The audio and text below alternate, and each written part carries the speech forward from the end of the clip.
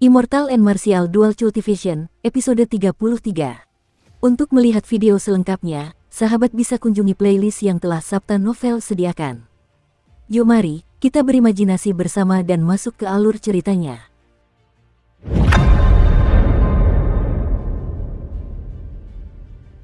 Puci, gelombang darah menyembur ke udara. Luka mengerikan muncul di dada pria berbekas luka di atas jantungnya. Ia belum pernah melihat seorang master bela diri tingkat menengah yang mampu melancarkan serangan pedang secepat ini sebelumnya. Ia menyesal telah menyebabkan kematian saudara-saudaranya dan dirinya sendiri akibat keserakahannya akan 1000 tael emas. Namun, penyesalan tak ada obatnya. Ketika ia mengirim saudara kesembilannya untuk mengikuti Xiao Chen, ia sudah menyegel takdirnya. Xiao Chen menyarungkan pedangnya dan menenggelamkan kesadarannya ke dalam dirinya sendiri. Ia melihat hanya separuh esensinya yang tersisa. Ia mendesah dalam hati, pengeluarannya terlalu besar, sepertinya aku hanya bisa menyimpan jurus ini untuk digunakan sebagai kartu truf. Dalam kondisi normalnya, jika ia menggunakannya 2 kali, ia akan menghabiskan seluruh esens di tubuhnya. Ini adalah pertama kalinya Xiao Chen menggunakan Flame Origin dari Purple Thunder True Fire, dikombinasikan dengan Spiritual Sense-nya, untuk membunuh seseorang. Efeknya memuaskan, tetapi konsumsi esensnya terlalu tinggi. Pria berbekas luka itu membawa tas di punggungnya. Inilah hasil panen kelompok orang ini setelah menghabiskan 1 bulan di hutan Savage. Xiao Chen membuka tas itu untuk melihatnya. Setelah menyimpan inti roh tingkat 3 dan beberapa herba tingkat 4, ia membuang sisanya. Tak lama setelah Xiao Chen pergi, sekelompok kultivator klan Jiang menemukan situasi tersebut. Mereka bergegas melaporkannya kepada Jiang Yuns. Jiang Yuns bergegas menghampiri dengan kecepatan tinggi. Setelah melihat luka di tubuh pria berbekas luka itu, tatapan penuh perenungan muncul di matanya. Penatua pertama, bagaimana menurutmu? Apakah itu dilakukan oleh orang itu? Tanya salah satu kultivator klan Jiang di sampingnya.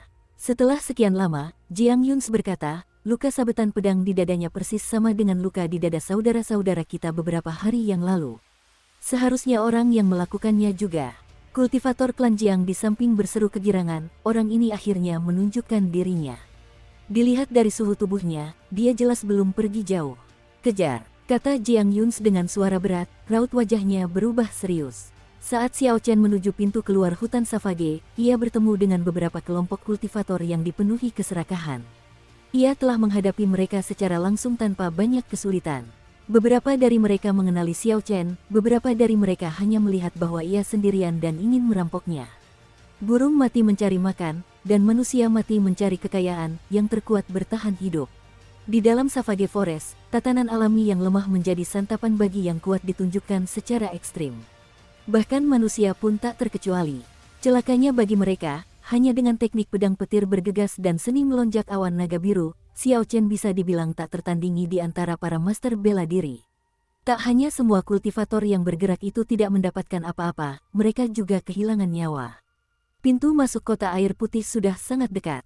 Xiao Chen menyipitkan mata dan menatap ke depan. Setelah beberapa saat, ia tanpa ragu melangkah keluar dari hutan Savage. Begitu Xiao Chen melangkah keluar dari hutan Savage, ia merasakan niat membunuh yang kuat dari belakangnya. Ia pun segera menghindar ke samping. Sebuah anak panah melesat melewati Xiao Chen, disertai angin kencang. Xiao Chen terkejut, anak panah ini sangat cepat. Jika ia tidak meningkatkan mantra ilahi guntur ungu ke lapisan ketiga, dan menyadari niat membunuh sang pemanah sebelumnya, ia pasti sudah tertembak. Xiao Chen mendorong tanah dengan kakinya dan melontarkan dirinya tinggi ke udara. Begitu mendarat, ia langsung berbalik untuk melihat ke belakang. Di belakang Xiao Chen, Jiang Yuns memimpin sekelompok kultivator klan Jiang untuk mengejarnya. Ketika Jiang Yuns melihat Xiao Chen, ia sedikit terkejut. Setelah 6 hari tidak bertemu dengannya, penampilan Xiao Chen telah berubah drastis. Yang membuatnya begitu takjub adalah Xiao Chen telah meningkatkan level kultivasinya 2 tingkat, dari murid bela diri tingkat superior menjadi master bela diri tingkat medial. Terlebih lagi, ia hanya membutuhkan waktu 6 hari untuk melakukannya. Xiao Chen, serahkan petanya dan aku bisa memberimu kematian yang mudah. Kalau tidak, aku akan memastikan kau menjalani kehidupan yang lebih buruk daripada kematian, kata Jiang Yuns dengan nada cemberut. Meskipun ia kagum dengan tingkat kultivasi Xiao Chen, ia tidak terlalu memperhatikannya dengan kultivasinya sebagai seorang martial grandmaster. Xiao Chen menatap mata semua orang, lalu ia mengulurkan indera spiritualnya. Pikirannya bergerak secepat kilat, dengan cepat menimbang-nimbang pilihannya, lari atau melawan. Totalnya ada 31 orang. Selain Jiang Yun, seorang Grandmaster bela diri, sisanya adalah Master bela diri. Namun, kebanyakan dari mereka adalah Master bela diri kelas superior. Xiao Chen merasakan melalui indera spiritualnya bahwa ada 200 kultivator klan Jiang yang dipimpin oleh 3 Master bela diri agung yang bergegas mendekat. Jika dia dapat dengan cepat menyelesaikan pertarungan di hadapannya, sebelum ketiga Grandmaster bela diri tiba, dia akan mempunyai kesempatan untuk melarikan diri. Xiao Chen membuat keputusan dalam hatinya. Ia menatap Jiang Yun dan tersenyum tipis, karena aku akan mati terlepas dari apakah aku menyerahkan peta itu atau tidak, menurutmu apakah aku akan memberikannya padamu?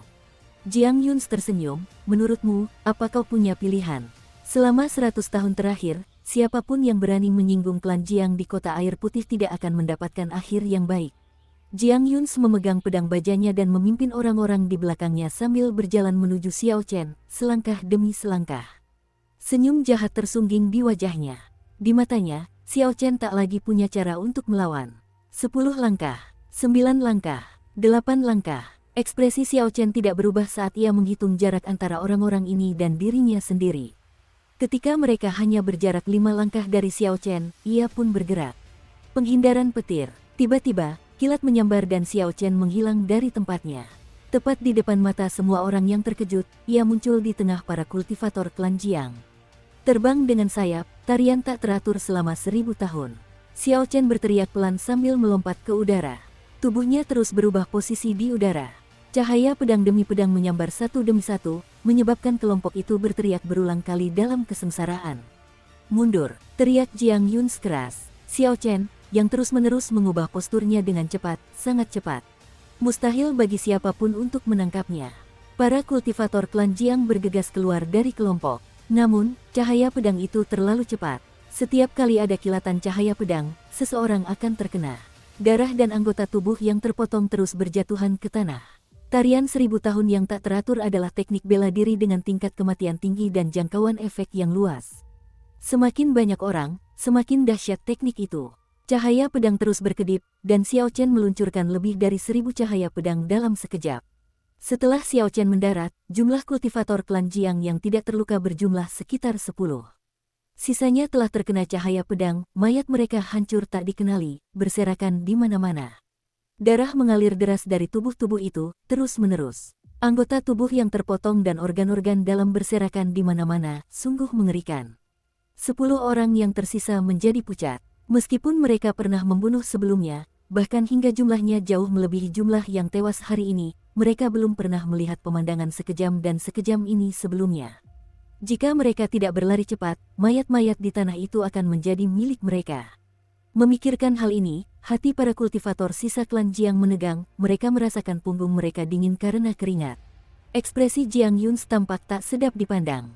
Ia melihat para murid klan Jiang tergeletak di tanah, orang-orang yang tadinya masih hidup kini berubah menjadi mayat dalam sekejap mata. Ia berteriak dengan marah, orang tua ini akan membunuhmu. Ia mengacungkan pedangnya dan melompat ke udara, menebas ke bawah menuju kepala Xiao Chen. Cahaya pedang yang cemerlang berkumpul di bilah pedang. Ini adalah teknik yang hanya bisa dikuasai oleh Martial Grandmaster ke atas, mengumpulkan esensi di badan pedang. Cahaya pedang yang dipancarkan Jiang Yun sepanjangnya 3,3 meter, tampak sangat kuat. Xiao Chen tidak berani beradu langsung dengannya. Ia mendorong tanah dengan kakinya dan melancarkan seni terbang awan naga Azure, terbang mundur dengan cepat. Ledakan, cahaya pedang menghantam tanah dengan keras. Debu beterbangan di mana-mana dan retakan halus muncul di tanah. Jiang Yun segera menarik pedangnya. Saat ia terus meningkatkan momentumnya, cahaya cemerlang muncul di badan pedang. Membunuh. Jiang Yun berteriak keras sambil mengangkat pedangnya. Ki pedang yang melonjak berkumpul di pedang itu, melesat ke arah Xiao Chen yang belum mendarat. Xiao Chen tercengang. Jiang Yun ini ternyata sudah bisa menggunakan ki pedang. Meskipun belum bisa menggunakannya sesuka hatinya, ia sudah berada di ambang Martial Saint. Dengan demikian, kekuatan ki pedangnya tidak berkurang drastis. Terlebih lagi, sudut ki pedang yang ditembakkan ini sangat sulit untuk dihadapi. Tanpa pijakan di udara, Xiao Chen kesulitan untuk menghindar. Terbang dengan sayap, satu tebasan garis. Ada cahaya redup pada pedang bayangan bulan. Pedang ini mungkin tampak biasa saja, tetapi mengandung kekuatan yang luar biasa. Ledakan, Pedang bayangan bulan menebas ki pedang yang melonjak dan mengeluarkan suara dentuman keras. Xiao Chen tidak terpental dan mendarat dengan kokoh di tanah. Tiba-tiba, pusaran angin muncul di tanah. Entah teknik bela diri apa yang digunakan Jiang Yuns, kecepatannya meningkat dan langsung tiba di hadapan Xiao Chen. Cahaya pedang yang cemerlang muncul di pedang dan mengejar Xiao Chen yang belum seimbang. Menghunus pedang, pedang itu berkilat, dan pedang bayangan bulan berbenturan dengan cahaya pedang Jiang Yuns. Serangan pedang ini tiba lebih dulu, meskipun dikirim kemudian. Pedang ini mengambil inisiatif dan menyerang pedang Jiang Yuns terlebih dahulu. Ledakan, sebuah kekuatan dahsyat datang dari pedang itu, menyebabkan Xiao Chen terdorong mundur 5 langkah. Jiang Yuns berusaha menyeimbangkan diri, tetapi kekuatan yang datang dari pedang itu justru membuatnya mundur 2 langkah.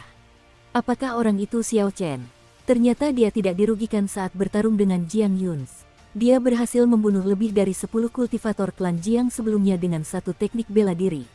Itu mungkin teknik bela diri tingkat mendalam tingkat superior. Latar belakang orang ini jelas tidak kecil. Sepertinya klan Jiang akan diejek kali ini, terlepas dari bagaimana situasinya nanti.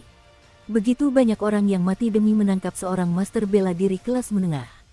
Kudengar peta yang bocor dari klan Jiang ada padanya. Dia mengalahkan murid terakhir master sekte pedang berkabut, Chu Chaoyun, Hua Yunfei dari klan Hua, dan calon ratu klan Duanmu, Duanmu King. Mengingat situasinya, sepertinya rumor ini benar. Karena tempat ini adalah lokasi hutan Savage, banyak kultivator yang berlalu lalang seperti biasa. Pertarungan antara keduanya telah menarik perhatian banyak orang. Mereka semua sedang mendiskusikan pertarungan di depan mereka. Kata-kata orang banyak itu sampai ke telinga Jiang Yuns. Kemarahan di hatinya semakin membara. Ia melangkah maju, dan cahaya pedang yang cemerlang kembali berkumpul di pedangnya.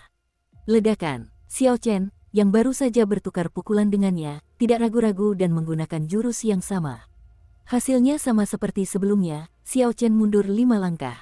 Jiang Yuns tidak ingin dipaksa mundur di depan semua orang. Ia dengan paksa menekan kekuatan yang dipancarkan pedang dan terus menyerang Xiao Chen. Menekan kekuatan pedangnya adalah hal yang sangat berbahaya dalam pertempuran.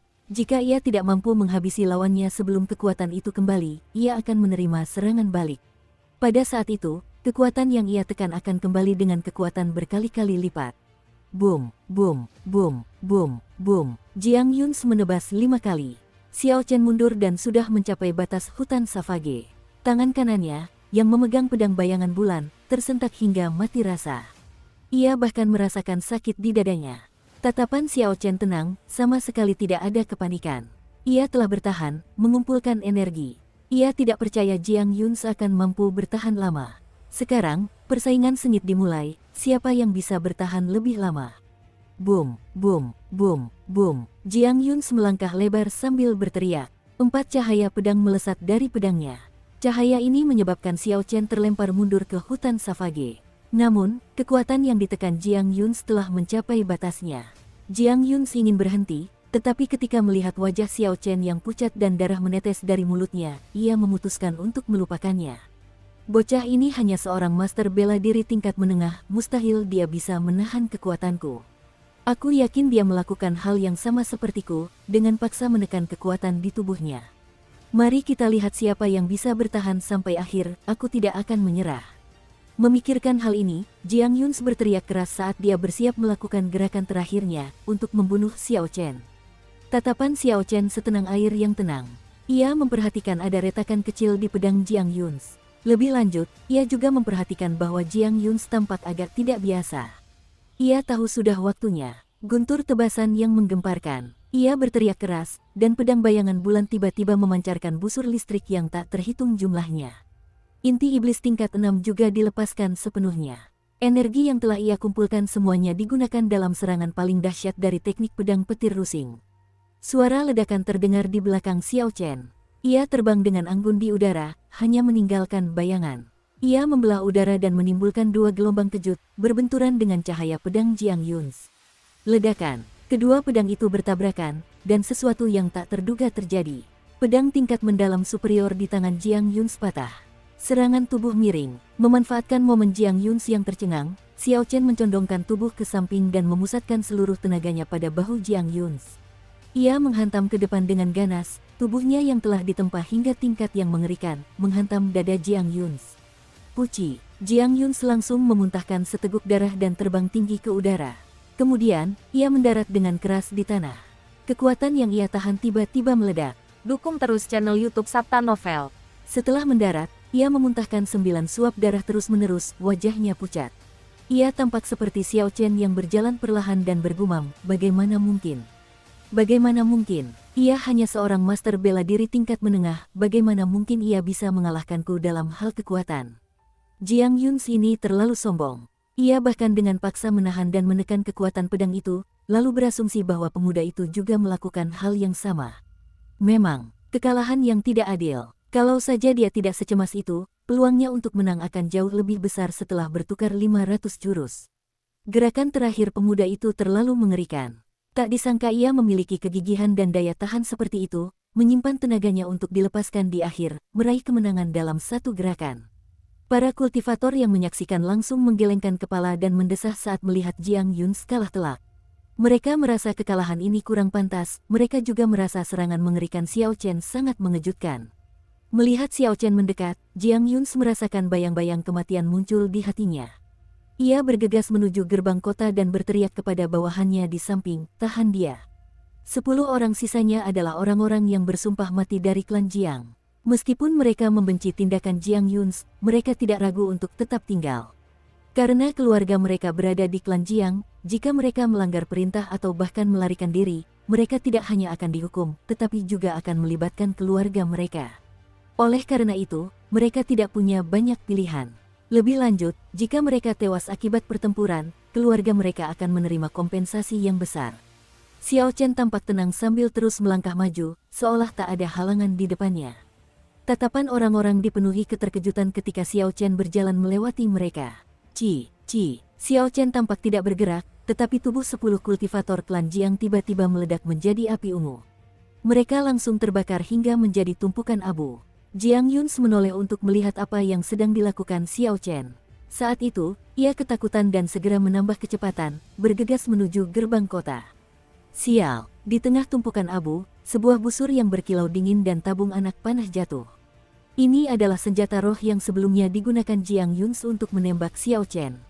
Xiao Chen mengambil busur dan memasang anak panah. Ia kemudian mengedarkan esens ke tangan kanannya. Ketika ia mencoba menarik tali busur, ia mendapati talinya tidak bergerak sama sekali. Ada sesuatu yang lebih dari sekadar busur yang tampak, busur ini sebenarnya akan secara otomatis menghilangkan esensi, pikir Xiao Chen dalam hati. Ia kemudian menghilangkan esensinya dan mengandalkan kekuatan fisiknya untuk membentuk busur itu menjadi bulan purnama. Dia menggunakan indera spiritualnya untuk mengunci dada Jiang Yun. Dia bisa merasakan posisinya dengan jelas, kemanapun dia bergerak, mustahil untuk melepaskan Xiao Chen. Huci, anak panah itu melesat di udara, bagaikan sambaran petir, mirip teknik bela diri mengejar bintang menangkap rembulan. Seketika anak panah itu terpasang di busur, dan seketika itu juga, menembus dada Jiang Yun. Kekuatan anak panah itu tak melemah, dan ia berhasil membawa Jiang Yun menuju gerbang kota. Anak panah itu menghantam tembok kota dengan keras dan mengeluarkan suara dentuman keras, membuat Jiang Yun terjepit di dinding.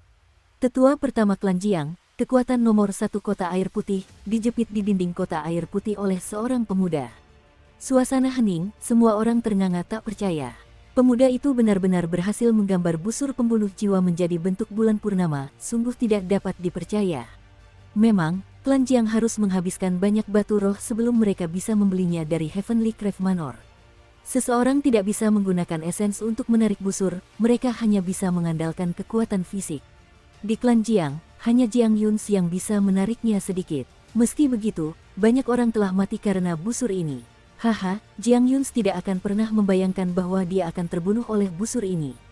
Dia telah menggunakan busur ini untuk membunuh banyak orang yang menentang klan Jiang. Sekarang, dia terjepit ke dinding olehnya, bisa dikatakan dia telah menerima karmanya. Setelah beberapa saat, para kultivator itu kembali sadar. Mereka memandang wajah Jiang Yun yang tidak puas dan mereka senang dengan kemalangannya. Jelaslah bahwa para kultivator ini sering ditindas oleh klan Jiang.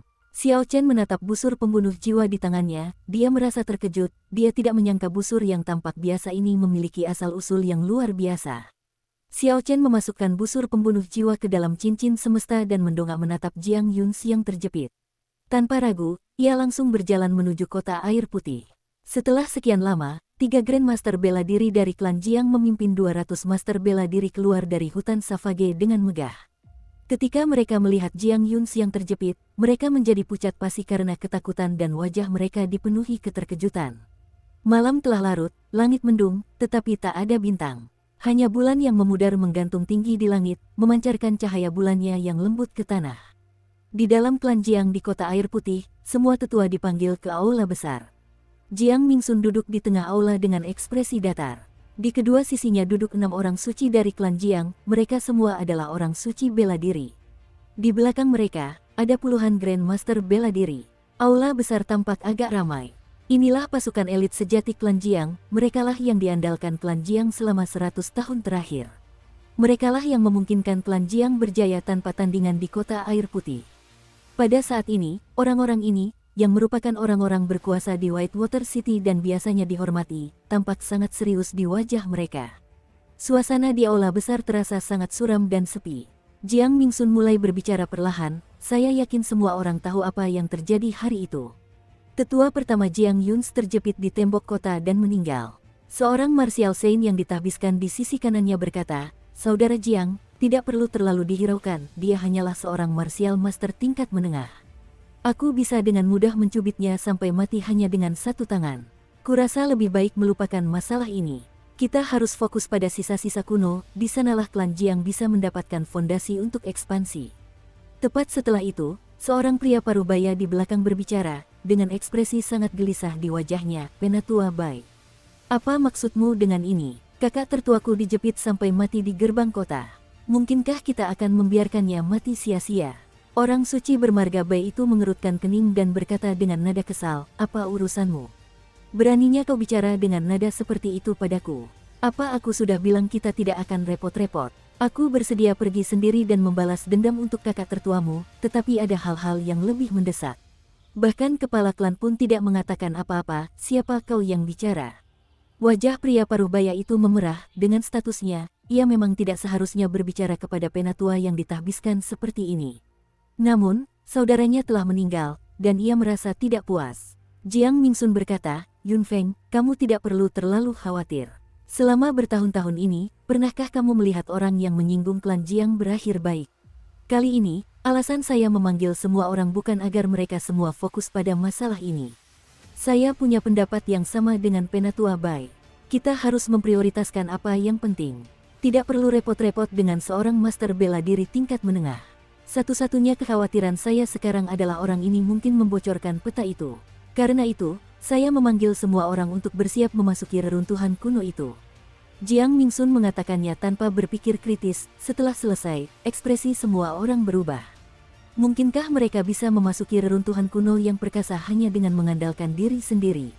Ledakan, ledakan. Tepat ketika kerumunan sedang merenungkan kata-kata Jiang Mingsun, terdengar teriakan dari luar. Bang, bang, beberapa murid klan Jiang dilempar masuk dari luar oleh seseorang. Para pengikut klan Jiang terlempar dengan kekuatan yang besar dan beberapa Grandmaster bela diri di lingkaran luar tidak mampu menahan kekuatan tersebut dan terlempar ke belakang. Sebuah lorong langsung tercipta di aula besar yang penuh sesak itu. Jiang Mingsun dan beberapa orang yang telah ditahbiskan bergerak dan menangkap para murid klan Jiang yang terlempar ke dalamnya. Setelah orang-orang ini menangkap mereka, gelombang kejut yang dahsyat keluar dari tubuh mereka, menyebar ke segala arah, menyebabkan semua meja dan kursi kayu roboh. Cangkir dan vas di atasnya jatuh ke lantai, pecah berkeping-keping. Jelas orang yang menyerang itu memiliki kekuatan yang tak terkira. Jiang Mingsun menurunkan orang yang ditangkapnya dan menatap Hua Yunfei dan Duan Muqing yang berdiri di luar aula besar. Di belakang mereka, ada sekelompok pelayan yang kekuatannya tidak diketahui. Ia berkata dengan cemberut, "Apa maksudmu? Mengapa kalian melukai murid-murid klan Jiang kita?" Ia lalu menatap Chu Chaoyun yang tampak kesepian dan tak jauh darinya. Ia berkata dengan nada memohon, "Keponakan Chaoyun, ayahmu dan aku bisa dibilang sahabat. Apa kau akan menentang kami?" Chu Chaoyun tersenyum tipis dan berkata dengan agak lembut, "Paman Jiang, ketika aku datang, ayahku sudah memberitahuku. Jangan khawatir, aku tidak melukai siapapun dari klan Jiang sebelumnya." Hua Yunfei tersenyum dingin, "Jiang Mingsun, kau tak perlu bertanya lagi. Akulah yang melukai orangmu. Aku hanya punya satu pertanyaan untukmu, sampai kapan kau akan menunda kami? Jangan perlakukan kami seperti orang bodoh." Sikap Hua Yunfei sangat arogan. Ia benar-benar meremehkannya, memanggilnya dengan namanya di depan semua orang, sama sekali tidak ada rasa hormat yang seharusnya ada antara senior dan junior. Jiang Mingsun terbakar amarah di hatinya, tetapi ia tak berani mengungkapkannya di wajahnya. Lagi pula, klan Jiangnya hanyalah klan kaya di suatu tempat. Sementara itu, klan Hua adalah klan bangsawan yang telah berdiri selama 1000 tahun. Dibandingkan dengan klan dengan garis keturunan bawaan, klannya bahkan tak layak disebut. Terlebih lagi, para petinggi klan Hua di belakang Hua Yunfei tidak mengatakan apa-apa, jelas mereka membiarkan sikap Hua Yunfei saat ini. Dengan dukungan mereka, Jiang Mingsun tidak bisa berbuat apa-apa terhadap Hua Yunfei. Jiang Mingsun bergumam, aku sudah berjanji pada kalian semua bahwa setelah aku memastikan lokasi reruntuhan kuno itu, aku akan melanjutkan perjalanan dengan kalian masing-masing. Sampai sekarang, lokasinya belum dikonfirmasi, jadi bagaimana aku bisa membawa kalian ke sana? Hua Yunfei menyunggingkan senyum sinis dan mendengus dingin, kau benar-benar mengira kami bodoh. Apa kau pikir kami tidak mendengar apa yang kau katakan tadi? Jangan pikir kalau kau didukung klan Ji, kau bisa meninggalkan kami begitu saja. Ia terdiam sejenak, lalu nadanya berubah serius sambil menunjuk Jiang Mingsun dan mengucapkan setiap kata satu persatu. Sebagai informasi, ini Provinsi Dongming, bukan Provinsi Nanling. Bahkan jika klan Ji datang, mereka tidak berhak mengambil keputusan. Setelah Jiang Mingsun ditegur dan diceramahi oleh Hua Yunfei, raut wajahnya menjadi pucat pasi. Kemarahan di hatinya semakin membara saat ia mengepalkan tinjunya begitu erat hingga terdengar suara retakan, ia merasa sangat muram. Betapa besarnya kata-katamu, tiba-tiba sebuah suara samar terdengar dari dalam aula besar. Suara itu bergema di seluruh ruangan, membuat orang tak bisa membedakan dari mana asalnya. Sosok hitam datang dari luar dan muncul di hadapan Hua Yunfei. Tiba-tiba ia melancarkan serangan telapak tangan ke arah Hua Yunfei, semua gerakannya dilakukan dalam satu tarikan napas, dan kecepatannya secepat kilat. Sebagian besar orang di aula besar tidak tahu bagaimana sosok hitam ini bisa memasuki klan Jiang. Ledakan, Hua Yunfei segera bergerak dan bertukar serangan telapak tangan dengan sosok hitam itu. Terdengar suara ledakan ketika kedua telapak tangan bertemu, sosok hitam itu langsung meledak. Itulah teknik rahasia klan Ji, inkarnasi astral. Tuan Muda Ji ada di sini, seru kerumunan klan Jiang dengan gembira ketika melihat apa yang terjadi. Ekspresi Jiang Mingsun menjadi jauh lebih rileks. Hua Yunfei, yang berada paling dekat, langsung terdorong mundur oleh gelombang kejut ledakan tersebut. Energi aneh mengalir ke tubuhnya melalui telapak tangannya, bersirkulasi di meridiannya, dan menyapu semua yang ada di jalurnya. Hua Yunfei menjadi cemberut dan dengan cemas mengerahkan energi roh bela dirinya, sungai darah langsung mengalir deras. Ia baru berhasil menghilangkan energi aneh ini setelah beberapa saat. Semangat bela diri klan Hua yang bermutasi memang seperti itu. Pantas saja dia terluka parah oleh seorang murid bela diri kelas unggul belum lama ini. Seorang pria berpakaian hitam berjalan perlahan dari luar aula besar. Ia memiliki rambut panjang yang anggun dan pesona yang luar biasa. Matanya seterang bintang. Meskipun berpakaian hitam, ia tetap tampak memancarkan cahaya aneh di malam hari. Saat ia melangkah memasuki aula besar, seluruh aula tampak terang benderang. Ia langsung menjadi pusat perhatian semua orang. Dunia terasa nyata baginya, ia adalah tokoh utamanya. Wajah tenang Chu Chaoyun menunjukkan riak di hatinya. Ji Changkong, apakah itu dia? Ada banyak rumor tentang Ji Changkong, anggota klan Ji dari Provinsi Nanling. Konon, ia telah menguasai teknik rahasia klan Ji, inkarnasi astral, hingga mencapai alam sukses medial pada usia 7 tahun, lalu ia juga menguasai teknik rahasia klan Ji lainnya, ilmu pedang astral, hingga mencapai alam sukses medial pada usia 10 tahun. Sejak saat itu, ia belum pernah bertemu siapapun yang sebanding dengannya. Ia adalah pakar terbaik pemuda Provinsi Nanling saat ini. Di usia 16 tahun, ia sudah menjadi Grandmaster bela diri tingkat superior. Ji Changkong yang sombong kemudian bersiap untuk segera pergi ke ibu kota kekaisaran untuk menantang Putri Ying Yue yang legendaris, yang konon merupakan reinkarnasi dari Kaisar Agung. Ia mengalahkan semua pemuda di ibu kota kekaisaran dan akhirnya dipanggil oleh Putri Ying Yue.